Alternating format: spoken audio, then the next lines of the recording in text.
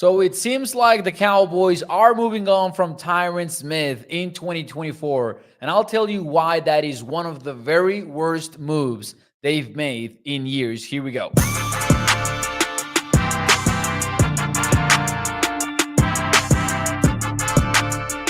What is up, everyone, and welcome into A to Z Sports Dallas Primetime. I am your host, Mauricio Rodriguez, streaming with you live every Sunday through Thursday night at 8 p.m. Central here on Dallas On Demand Sports Talk Network with a lot more content coming your way. Make sure that you check out atcsports.com/Dallas. And, as always, do me a favor and hit the like button for me if you enjoyed the show.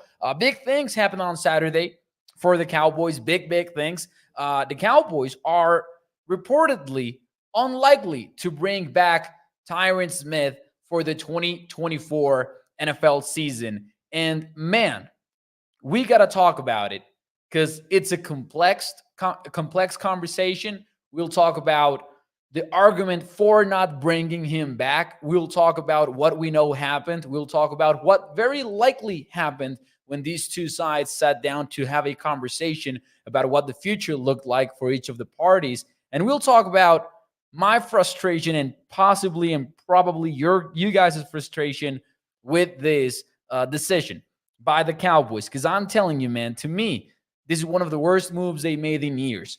And going back for the last, 3 to 4 years, to me, there's moving on from Amari Cooper in 2021 in exchange of a 5th-round draft pick. And then there's probably this, because it's not an isolated decision. And that part is going to be important to keep in mind throughout this show.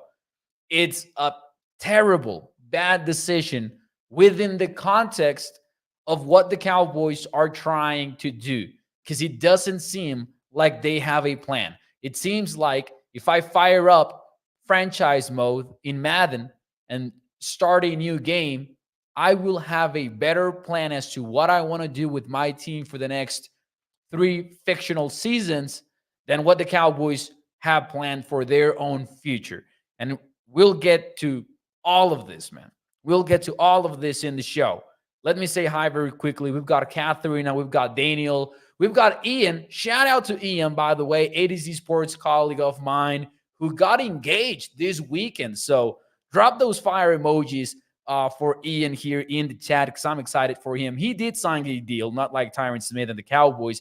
He did got himself a deal. It is a lifetime deal for Ian. So shout out to you, sir. Congratulations, and happy that you are with us on this show. Go be a fiance, though. Go. Hey, Ian. Nah, I'm just kidding, man. Thank you for being here, of course. Shout out to Gregory. We've got Joe. We've got Ivan here in the chat. We've got a lot of people, and I'm excited to talk about this with you. All right, so what we know happened, okay? What we know happened is that although the Cowboys did not meet with Dak Prescott's agent or CeeDee Lamb's agent, they also did not meet with Micah Parsons' agent, according to the Dallas Morning News, during the NFL Scouting Combine week, which is worth a conversation too, and we will likely get to that on Monday. But for now, let's stick with the Tyron Smith conversation, which has really pissed me off this weekend, man. But we know they didn't talk to all of those agents because it is not necessary for contract extensions in their view, according to the Dallas Morning News. It doesn't matter if they're deals worth hundreds of millions of dollars combined. None of that matters. And by itself, each of those contracts is going to be worth at least $100 million. But it's not necessary to talk in person. They can do it over text or something. I'm not exactly sure how the Cowboys, quote unquote, operate in that. But they did meet with Tyron Smith's agent. And we heard about that. I think it was on Friday. And if it wasn't on Friday, it was on Thursday. We learned that the Cowboys were going to have a sit down with Tyron Smith's agent. And Todd Archer from ESPN reported that, hey, these two sides have a kind of like a head start in the sense that they figured out a practice plan that works for Tyron Smith, right? The Cowboys figured out a way to really reduce Tyron's workload in 2023 to the point that he basically didn't work a whole lot other than Sundays, other than game days. And it worked. He played 13 regular season games. He was ready to go for the playoffs. And not only that, he was fantastic when he was on the football field. He was a second team All Pro left tackle of the league. And he was the third best tackle per pass blocking efficiency per PFF. He was fourth in pass blocking wing rate. He was fourth in island rate, which means him being isolated one-on-one with no double team help, with no slide towards his side of the offensive line, just working by himself, getting the job done. It doesn't matter if he was playing against some of the best pass rushers in the league. Tyron Smith was playing like one of the best left tackles in the entire NFL in 2023. He finished the season with the highest pass blocking rate per PFF. He was very good in the run game. He wasn't exactly the best run blocking left tackle in the league, but he was, his usual self, mostly shining in pass pro though. And despite all of this, and again, we just know that they met at the combine, and moments later on Saturday, we heard that both parties were likely to part ways with each other. Ian Rappaport said it's the end of an era. Tyron Smith is likely gone from Dallas in free agency. That's what we know. Here's what I think we likely know. Those two sides sat down at the combine in Indianapolis, and the Cowboys, foolishly so, ignored all of what I just said about Tyron's rankings in every single statistic, ignored the fact that he played 14 games, including the playoffs, and nearly 1,000 snaps in 2023, and sat down with Tyron Smith and offered him the same reworked deal that they offered him last year, or something similar, where it was a reduced contract with playing time incentives for Tyron Smith to, quote unquote, earn back his money. Because that's what they did with him in 2023. And Tyron Smith, he put on the shirt, he put on the company's shirt. I'm not sure if that's an expression in English, but I know it is in Spanish, right? He took the team's side, did right by them, and say, you know what? I'll essentially take a pay cut. And sure, I'll get the chance to gain back my money, right? Tyron Smith accepted that deal. I truly believe when they got in that room in Indianapolis this week, the Cowboys were expecting Tyron Smith to agree to a similar deal. But not only did they ignore a very successful 2023 season from Tyron Smith, they ignored the fact that this is the best left tackle about to hit free agency in March this month. Because after him, there's who? Trent Brown, who was a healthy scratch by the Patriots in week 17. Who else, man? There's Jonah Williams, who was switched to right tackle in 2023, and even then was not great at run blocking. He was mediocre. Wasn't that great in pass pro to, accept that trade-off. And he did it best when he was switched to right tackle. That's why Tyron Smith is about to go into the market and be like, all right, who wants me? And he's going to get deals, man. He's going to get contract offers. And here's the thing. They're not going to be earth-shattering, jaw-dropping offers that he's going to get. He's going to get a contract that the Cowboys could have easily done. And this is important to understand because I understand the concerns, right? Francisco here confidently says, you're wrong. He was always hurt, and we needed to move from him a few years back. The thing is, though, and I understand that concern, Francisco. I really, really do. But here's the thing.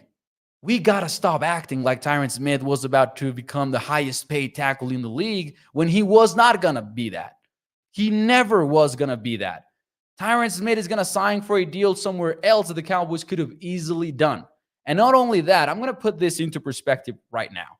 Trey Lance hit the news this weekend as well because the Cowboys are going to pick up his roster bonus, which is due later in the month. And that means basically that about $4-point-something million are going to vest, and that's going to bring up his cap number to $5.3 million in 2024. All right, 5.3. Remember that number for now. $5.3 million is going to be the cap hit for Trey Lance, who is not going to play a single game unless Dak Prescott is injured or he holds out. And we'll talk about a potential Dak Prescott holdout later in the week here on Primetime, by the way. But hey, that's your cap number for somebody that is not going to see the playing field in 2024, barring any injury to your quarterback. Easily, you could have gotten a deal done with Tyron Smith, which had about a $5 million cap hit in 2024, excuse me. But hey, this is us going back to the fact that the Cowboys are not proactive, the fact that the Cowboys are not creative when it comes to the salary cap, and the fact that the Cowboys wouldn't do a signing bonus prorated over several voidable years in order to bring that cap hit down. A to Z Sports had a projection, not done by myself, but by salary cap experts, where we did 105 contract projections for free agency. And the numbers that they came up with was 2-year deal worth $25 million, 15 of which are guaranteed. That's an average of 12.5 per year, with voidable years spread out through 5 years, a signing bonus with an option bonus in 2025 as well, bringing your cap hit to $4.5 million in year one. But the Cowboys do not want to do that, right? They don't. Either they don't come up with it, or they're just not interested in actually paying the money, which is my real issue with this matter. Like the Amari Cooper thing, this is not the Cowboys working around the salary cap because the constraints are really limiting them. It's not the Cowboys being like, oh, you know what, Tyron, you're asking for an earth-shattering deal. We're not going to do that. This is the Cowboys not wanting to pay up for this player. And mind you, for a player that has truly earned it, not only in 2023, but man, he's been a team player for a long time. Switching to right tackle after a Hall of Fame career at left tackle in 2022, accepting that reworked deal in 2023, this was the time where Tyron Smith really deserved what he was probably asking for in that meeting. And it's crazy, man. I'm telling you, man. I'm telling you. We're going to get to the point where Tyron Smith is going to sign with somebody. We're going to look at those numbers, and we're going to be, oh boy. The Cowboys should have signed him to that deal. And here's where it gets worse, because I also understand the point of view of saying, you know what, I'm ready to move on. This guy is hurt. He's likely going to be hurt again, right? And again, I already used the cap numbers argument, which I think is a very strong one. Like, we're not talking about a signing that would have destroyed your salary cap. The Cowboys might want you to believe that, and they might justify themselves by bringing up the pie argument. There's only enough pie to go around, but it's a very sucky argument when you could have that year one cap hit be lower than your backup quarterback's cap number. But not only that, right? A lot of people are like, hey, I'm ready to move on and have somebody else play left tackle. Who? You and I and the Cowboys do not know who is their starting left tackle in 2024. They don't. Because I do believe when they entered that room at the scouting combine, they were hoping to get the deal done. They just entirely missed the ballpark in which Tyron Smith was going to be, looking at his market because of what we just said. Top market in free agency, top tackle in free agency. Very, very successful season just last a year. Figured out a way in 2024 to stay healthier. 14 games played. People like to ignore that fact, right? People like to think more about the 2022 games that he played rather than the 2023 games that he played. But the Cowboys do not know who their left tackle is going to be. And they single-handedly creating a dilemma for themselves in April. Because you have you're fortunate to have a wild card like Tyron Smith, who has played left guard and has played left tackle in his career. But you're going to tell me that the Cowboys were all along planning to move on from Tyron Smith after 2023, when Tyler, in contrast to 2022, did not move once Tyron Smith went down in 2023, he stayed firm at left guard. And the Cowboys threw Chuma Edoga out there to protect Dak Prescott's blind side before they kicked Tyler Smith outside. That to me screams of a franchise or a coaching staff at the very least, which believes Tyler Smith's best football is at left guard. And that's what we saw in 2023, by the way. It might have been a second-year jump, sure, but we also know for a fact that Tyler Smith played much better as a guard than he did at tackle. That wasn't because he sucked at tackle. He didn't. But he did play at a level in which he had an argument to be an all-pro in 2023 at guard. He handled Aaron Donald. He handled Jalen Carter. He handled several of these top interior defensive linemen. And the Cowboys are now going to do the snip, snap thing if they move him back to tackle. Now, second problem is if you move Tyler Smith to tackle, then you also do not have a left guard. We can talk about TJ Vasquez. He was exciting and everything. But, man, that's far from a surefire answer. So much so that you and I know that if the Cowboys find, the right offensive lineman at 24th overall in April, they're going to take that route.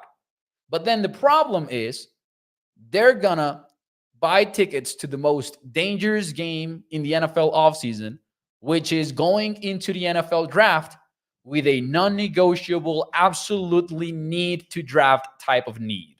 Because if you go into the NFL draft and you have not filled the tackle need in free agency, which you're not going to be able to do because I just said who the next two tackles were in this free agency class, Jonah Williams and Trent Brown, significant downgrades, the two of them. You are either going to, have a significant downgrade there, and you're going to maybe find a guard, but also it's not a very strong market. You're going to walk into that first round in the 2024 NFL draft absolutely needing a tackle or a guard.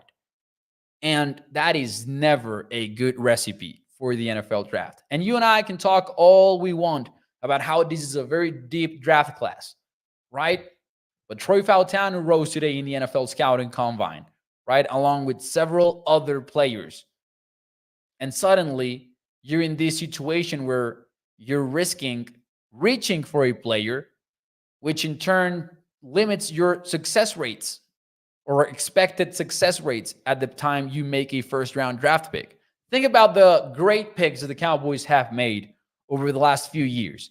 CeeDee Lamb at 17th overall was not a need. The Cowboys did not have a non-negotiable need to the point that when CeeDee Lamb dropped to 17th, they just took advantage of it, and they took CeeDee. Tyler Smith, whether or not it was a surprise for us, was supposedly top 15 on their draft board. If we take their word for it, that's a value pick, right? Maybe they didn't absolutely need a left tackle back then, but they said, hey, this guy is for the future, right? And now we know that, hey, they likely preferred him at left guard, though. Even Micah Parsons, they traded back off-ball linebacker because that was what Micah Parsons was in the draft process. We didn't think of him as an edge rusher. The Cowboys also did not think of him as an edge rusher. But maybe at one point they were like, you know what, screw it. He's still here. He's high on our board. We're going to take Micah. And those are some of your best picks in the last few years. But the Cowboys do not have a set plan ever, man. The Cowboys, it seems to me like they're always reacting. They're always improvising. And this is the latest example of that. Because what's the plan now? You're claiming you're going all in, but you're not paying Tyron Smith a good but not huge deal to keep him around for one more year in what is supposed to be an all-in type year. I also think we're weirdly confident in this offensive line because it wasn't great in 2023, and Tyron Smith was one of the best aspects of it, if not the best aspect of it in 2023. We talk about building a better offense. We talk about this. We talk about that. And you're removing one of the best pieces that you had in 2023. Because you might talk about the injuries, I know. But if we're going to talk about the injuries, if we're going to acknowledge that, the very least we can do is acknowledge that he did play 14 games at an all-pro level. Because that's what he did in 2023, man. So you're not going all in, even on your own players, right? Because that part of it also is disappointing. Jerry Jones talked about going all in, and then we were all like, "Oh man, we don't believe it, right? Right off the bat, we just don't are not buying into that. But even if they do go all in, what does that mean for them?" And Jerry Jones even said, like, we're gonna pay our players. We're gonna go all in our players, and then immediately turn around and do this with Tyron Smith. You're not on a rebuild mode because you did not bring in a new coaching staff, right? But you do have a coaching staff that it's on a 1-year deal, at least Mike McCarthy and Mike Zimmer. You're playing hardball with Micah Parsons, CeeDee Lamb, and Dak Prescott not even meeting their agents at the NFL scouting combine. And at some points, man, I do wonder, like, who do the Cowboys think they are?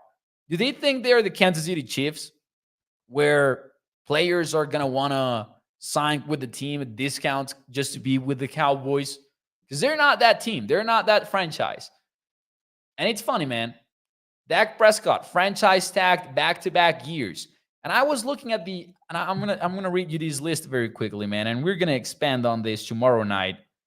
But these are the top paid quarterbacks in the league right now: Joe Burrow, Justin Herbert, Lamar Jackson, Jalen Hurts, Russell Wilson, Kyler Murray, Deshaun Watson, Patrick Mahomes, Josh Allen, Matthew Stafford, and Dak Prescott. That's the top 11 in annual average value.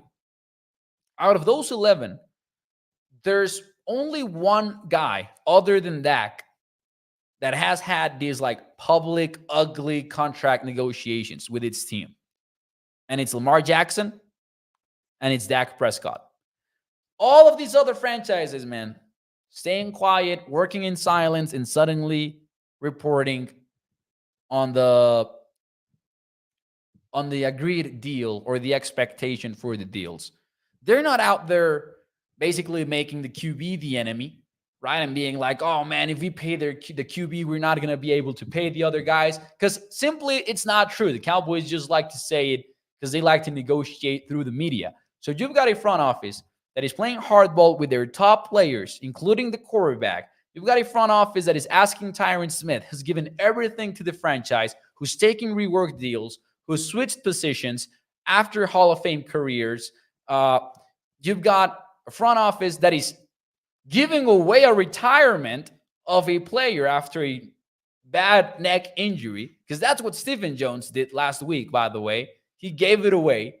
He tried to hide it, gave it away, man. And he's consistently asking players to take discounts like they're going to the Super Bowl or the NFC Championship game every year. I really think it's a disappointing decision in several levels, as you can see, man. And again, we'll talk more about this tomorrow. But if you're Dak, if you're like one of these top players, you gotta be aware that this front office does not have a clear direction right now. I honestly think we're at a point where the direction might be just waiting out some deals just to not pay them. For instance, the coach's deal. Otherwise, why are you playing this weird middle ground where you're not going into a rebuild mode? You're also not really going all in. You've got a coaching staff on 1-year deals, and your QB is also in a 1-year deal. It's frustrating. And you're saying publicly that the quarterback does not need a contract extension, even though that's just dumb to say.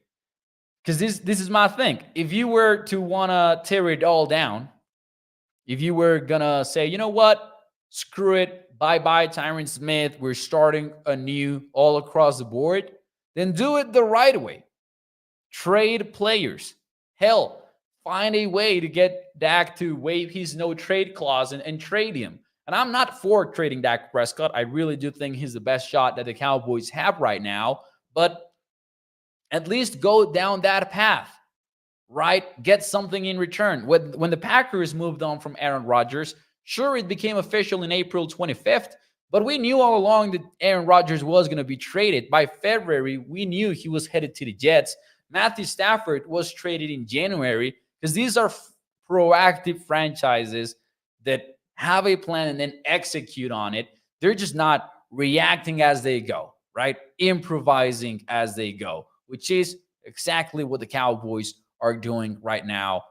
And for all of those reasons, man, Tyron Smith, moving on from him, I really do view it as one of the worst moves they've made in years.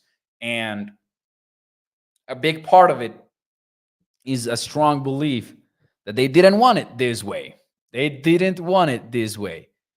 They just got in that room and were surprised at Tyron's demands, which are likely very, very, fair. Not for the Cowboys, though. Not for the Cowboys.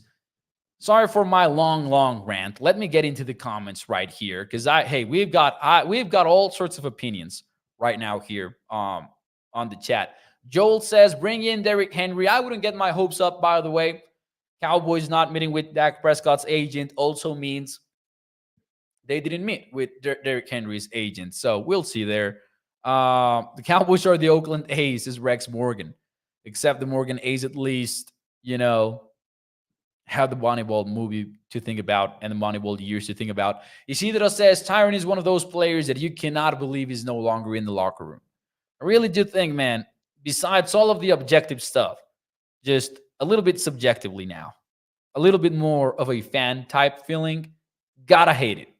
Gotta hate that Tyron is not a part of the team anymore or trending not to be, right? Bruce says Cowboys act like they're the Chiefs while we are where the Jets and Browns used to be. And the only reason the record does not look like the Jets and the Browns, by the way, is that you have stumbled upon a couple of QBs, right? First, you stumbled upon Tony Romo, undrafted free agent, and then you stumbled into Dak Prescott in the 4th round after wanting to trade up for Paxton Lynch in the 1st round, because that's what happened, right? This is not the Cowboys finding back-to-back QBs like the Packers did, being proactive and drafting 1st-round QBs even when they were set at QB, right? This is not the same. TC915 says Mo busted out with the who do they think they are? And really, man, I just view what they do with Dak, what they're doing with Parsons and CD, what they're doing with Tyron, and I'm like, where does this come from? Does it all stem from the fact that you don't have a real GM? Because it's gotta be that, in my opinion. It's gotta be that when Stephen Jones gets in those rooms to negotiate, he's just not that guy. Will McClay is great at the whole drafting stuff, which is also one of the best reasons why you're still winning games. But man, Stephen Jones is not that dude.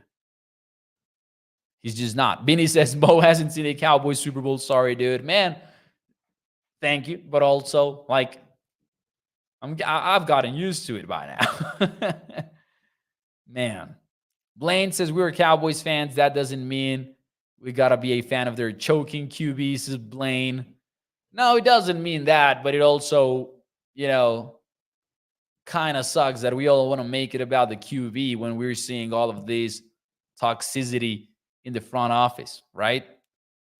This Mauricio says Chava, but I'm not sure if he's pointing towards another comment up top, which is football is a team game. Give me a better QB available. 0, says Joel, which I think is what Chava was talking about too as well. So yeah, definitely a long rant on my end, but I can tell you that was a disappointing piece of news. And I don't want to say I told you so, because I did think Tyron Smith was going to come back. I did think Tyron Smith was going to be re-signed by the Cowboys. But I've been pounding the table for a while now on the Cowboys losing leverage in the Tyron Smith negotiations. And I even had an article on ADZsports.com where I was trying to make the argument of how we were getting this storyline extremely wrong.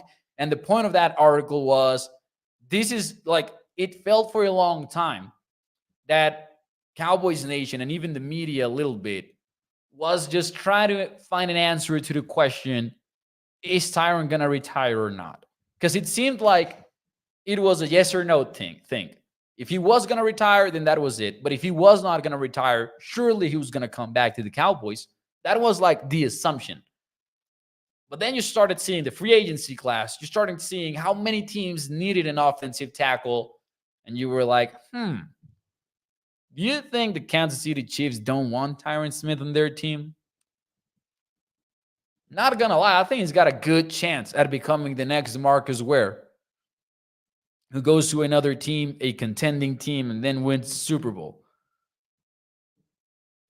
I could see that happening. Absolutely could see that happening. And when we see the deal that he signs for, we're going to be like, yikes. Because he's not going to become one of the highest paid guys at the position or anything like that. It's just not going to happen that way. But hey, this is the Cowboys way sometimes. Gregory says, I bet Tyron will sign with the Washington Commanders. Oh boy, I would hate that. I would hate that in several levels. One, just seeing him go to an NFC East rival. But also, I want to see Tyron go to a good situation. I'm not going to lie. I think he deserves it, to be honest.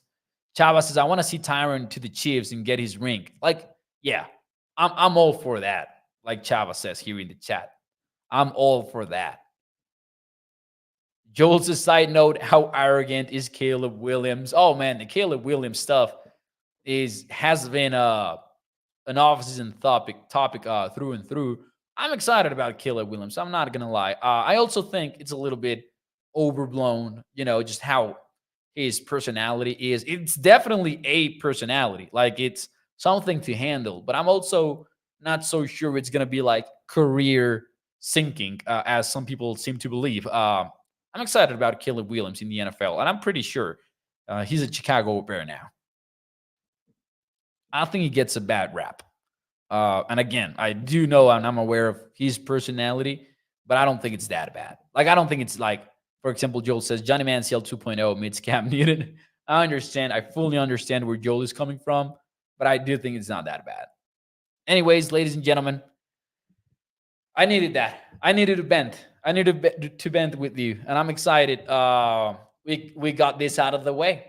I've been pissed all weekend because of the Tyron Smith thing, and I'm glad I could get here in front of the mic, in front of the camera, and just talk to you about it. And of course, we're gonna talk about a lot more stuff this week. We've got a Dak Prescott conversation coming up about how it might be time to prepare ourselves for a nightmare scenario where Dak Prescott holds out. We're going to talk about that. We might also talk about winners and losers from the NFL Scouting Combine later in the week. We'll talk about some of the draft targets that I was looking at. We'll talk all about the Cowboys here on ATZ Sports Dallas Primetime this week, and then the next week, and then after that. And we're not going anywhere in the offseason, so make sure you hit the like button. You hit the subscribe button as well so you don't miss all of these shows. Ladies and gentlemen, have a fantastic Sunday night, and I'll see you tomorrow to start the week on the right note. Thank you so much. Hit the like button for me, and I'll see you tomorrow. Bye-bye.